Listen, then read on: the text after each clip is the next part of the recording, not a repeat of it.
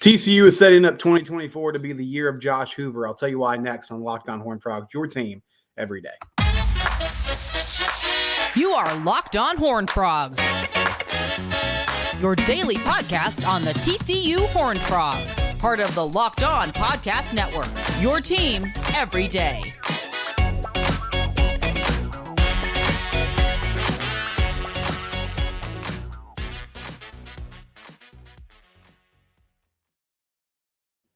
Locked On Horned Frogs, your team every day. I'm your host, Steven Simcox. We're back on YouTube. Thank you for your patience as I was out of town this week and unfortunately forgot my equipment, and so I couldn't post on YouTube like I typically do.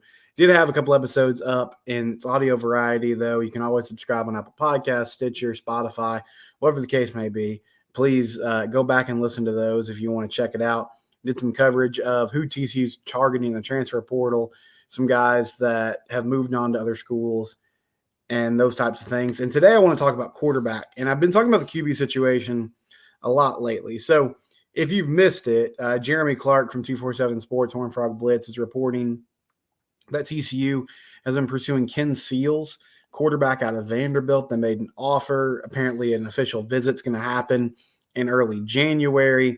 And Ken has, for the majority of his career, been in and out of the lineup at Vandy. He's dealt with some injuries. He's a local player. He's from Azle originally and played his high school ball in the Fort Worth area. For his career, for the 2023 season, had 1,183 yards passing, 11 touchdowns, and 4 interceptions. And he did that in about 10 games. For his career, he's had a few seasons where he started the majority of the games, 4,292 yards,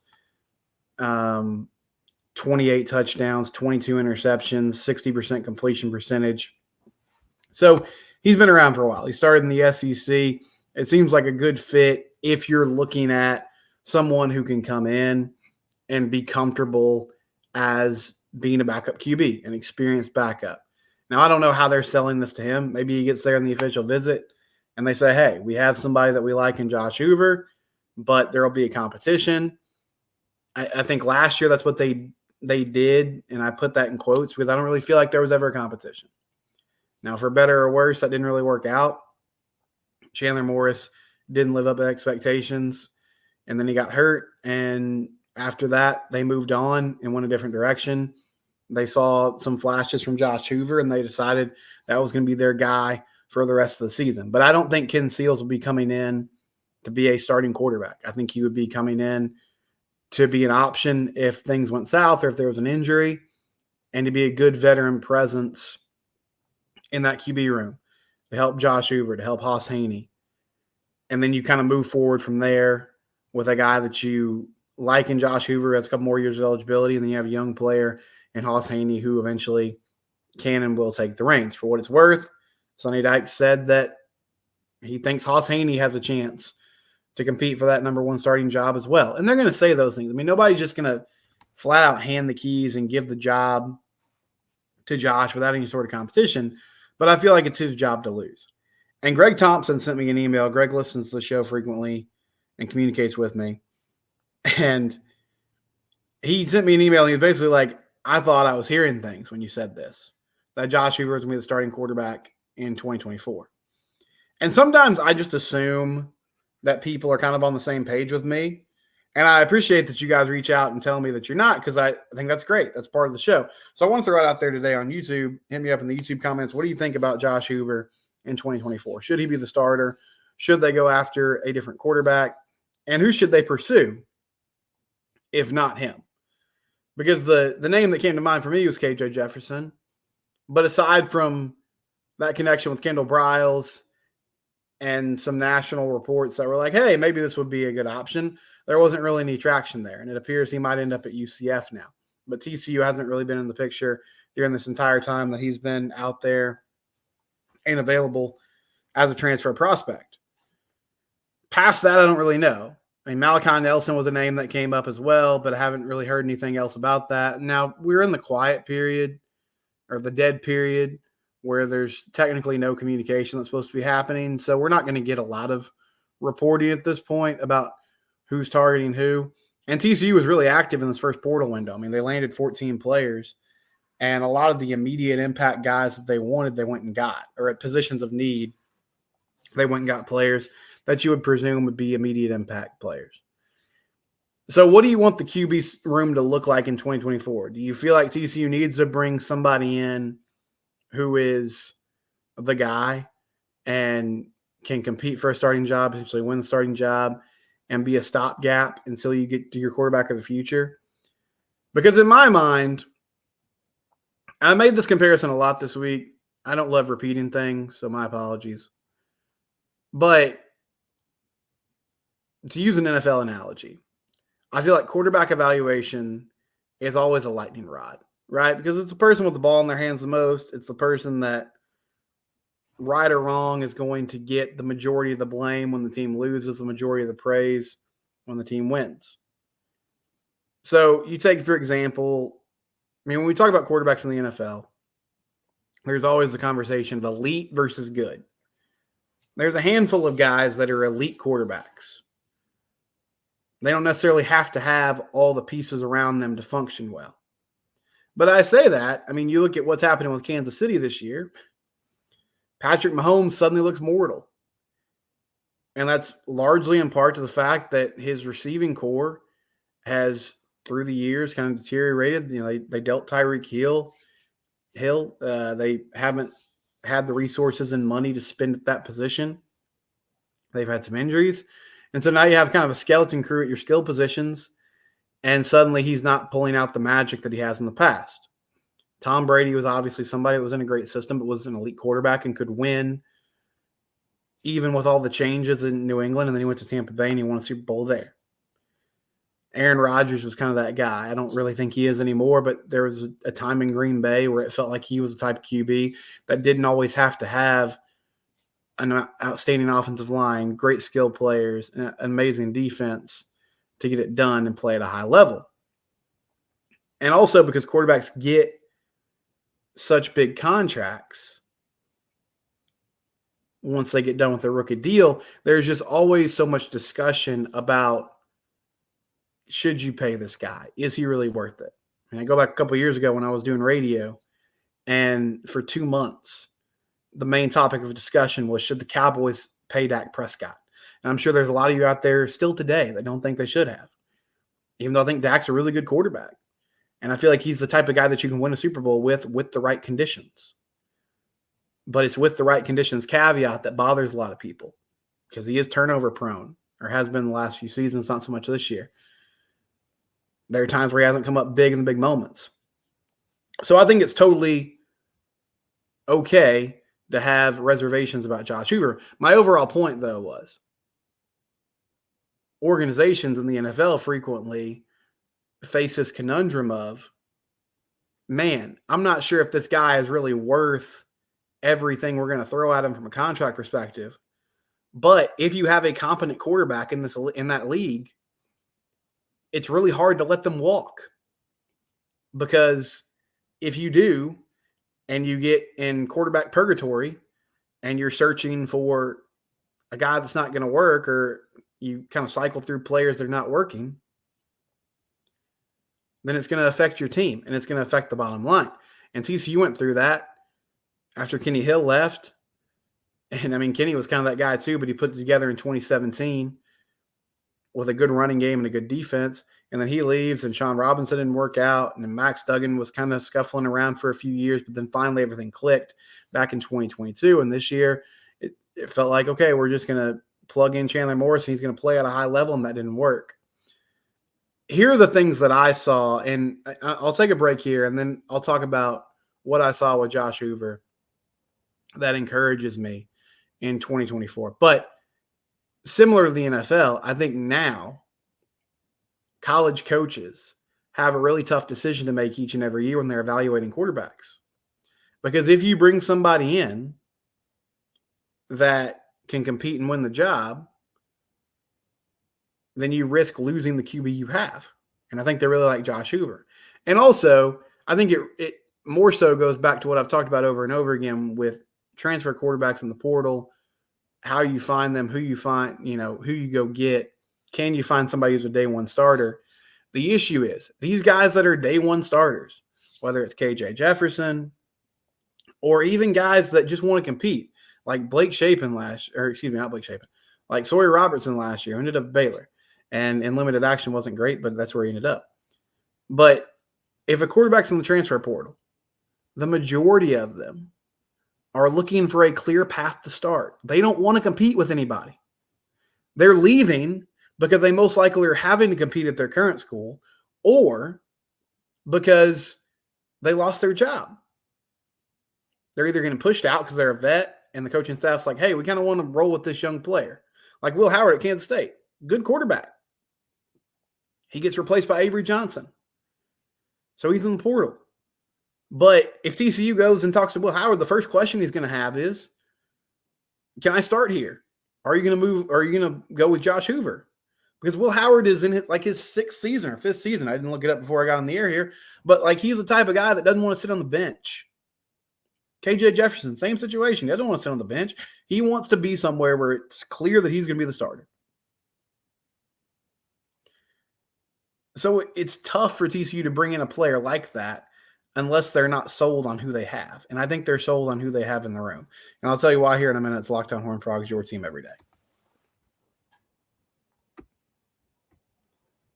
eBay Motors. When it comes to your car, you can't mess around. Right parts, right fit, right prices. That is the eBay Motors guarantee. Passion, drive, and patience is what brings home the winning trophy. It's also what keeps your ride alive. eBay Motors has everything you need to maintain your vehicle and level it up to peak performance. Roof racks, exhaust kits, superchargers, LED headlights, and more. Whatever you're into, speed, power, or style, eBay Motors has got you covered.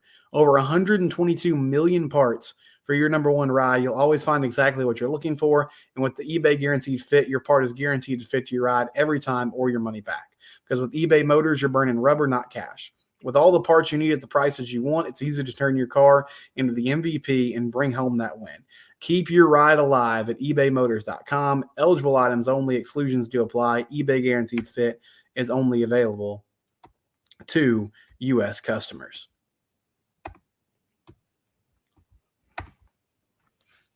So I'm discussing the quarterback situation here, and Greg Thompson reached out to me and was like, hey, I have questions about Josh Hoover. Surely that's not who they're going to roll with, or at least surely that's not who they're just going to hand the keys over to and say, this is your job going into spring practice. But I think that's the case. And here's what I saw from Josh and what I liked about his game in 2023. And please, comment on YouTube. You can tweet at me at SimcockSteven, at Locked On TCU, and give me your thoughts as well. I'll gladly respond to those either on the show or just directly respond to you in whatever interface you use to give me some feedback. But I think the first thing is, and this is hard to measure, and I know it sounds kind of hokey, but I felt like the team really responded to Josh well. For whatever reason, and I don't have behind-the-scenes info, I'm not saying that Chandler Morris was some sort of locker room issue. I don't think that's the case. I don't feel like he was a diva or prima donna. That's not what I'm getting at. I don't know what the issues were. But when TCU played Iowa State this year on the road, that was a team that looked beaten down. There wasn't a lot of energy. There wasn't a lot of enthusiasm. I remember Sonny Dykes in that press conference. He kind of looked like he was at a loss for words. I know Chandler was frustrated. And I feel for Chandler Morris. I mean, I do. I think he had a great game against Baylor a few years back. He won that starting job in 2022. Immediately goes down with an injury. He watched somebody take his job, and Max Duggan did an incredible job. And I don't think TCU has the season that they had in 2022 without Max Duggan. I just don't believe that they do. Because of the toughness and the intensity and the dual threat ability that he brought to that offense.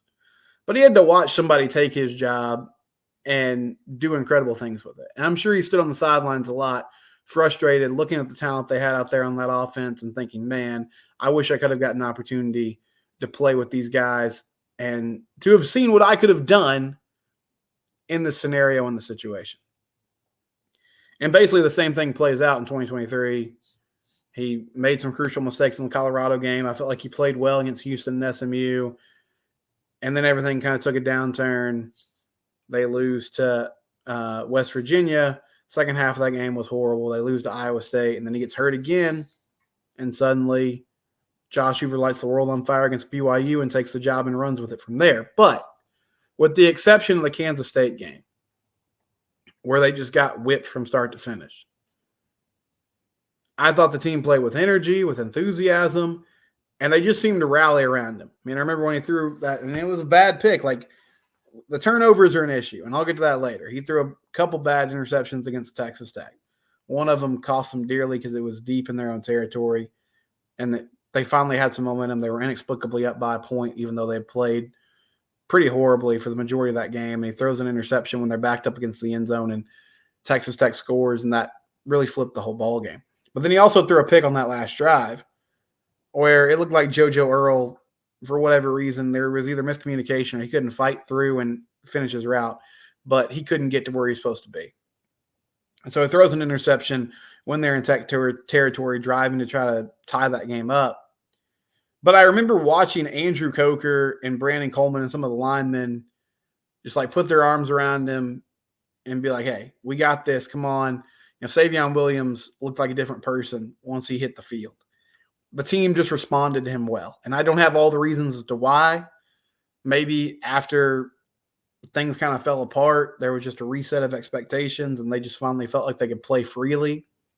But even that Oklahoma game, which was a disaster, honestly, for the most part, in the third quarter, after giving up, a big lead or allowing Oklahoma to build a big lead, they turned things around. They started to score, and they got within a couple scores in that ball game, and it just looked like they were still fighting. They were still giving it their all, and they won that game against Baylor. They had the win against BYU. There were good moments, and it just felt like from an intangible perspective, he brought a lot to the table as far as leadership, just good vibes, just getting the guys heads up and getting them to rally around him. And I think that means something. Now, it's not the end-all, be-all. You have to have talent too, and you have to have ability. But I thought that was that might be the biggest reason why I'm encouraged going into next season, is it just seemed like the team really responded to him, and the chemistry and the cohesiveness was better when he was in there. Secondly, there was a lot of talk about his arm talent and lack thereof, but I think he can make all the throws. The vertical passing game was an issue all year long. But when Josh was in there, I mean, it wasn't so much that he couldn't make the throws or couldn't throw it down the field. It was just timing. Now, yeah, he missed some big throws to Savion in that Tech game early that could have set the tone and put them in a good position.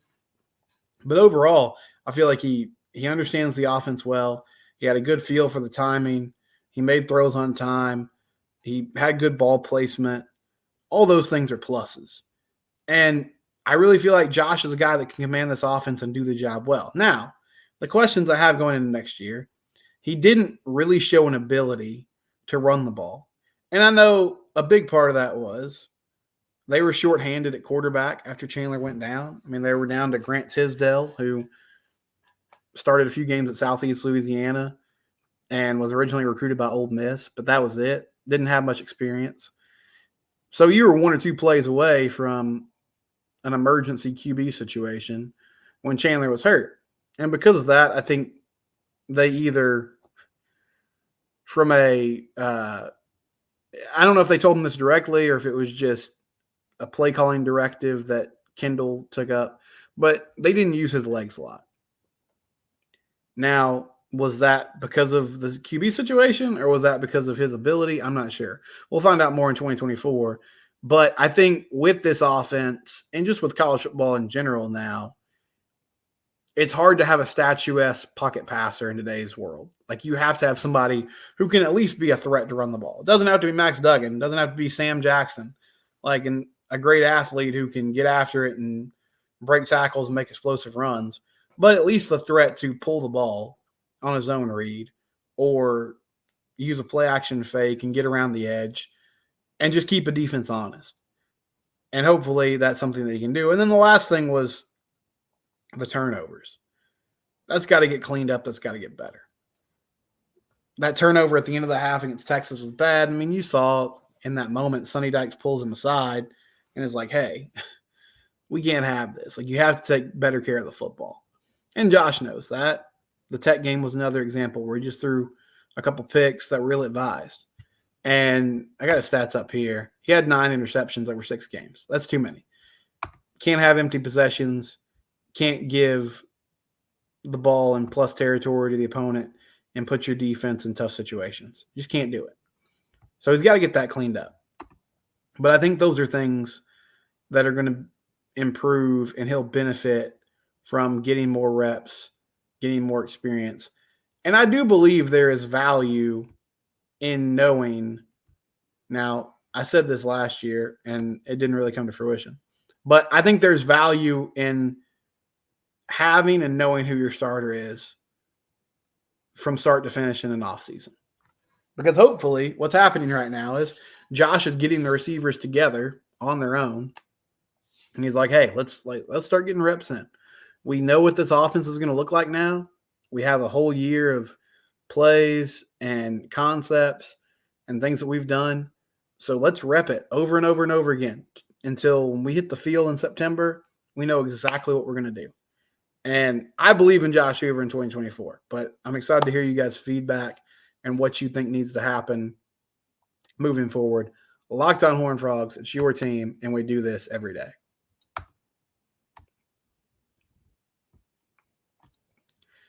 PrizePicks, they are the best in daily fantasy. PrizePicks.com/LockedOnCollege. You can go there today and use Locked On College for a first deposit match up to $100. They will match your first deposit up to $100. That's a fantastic deal.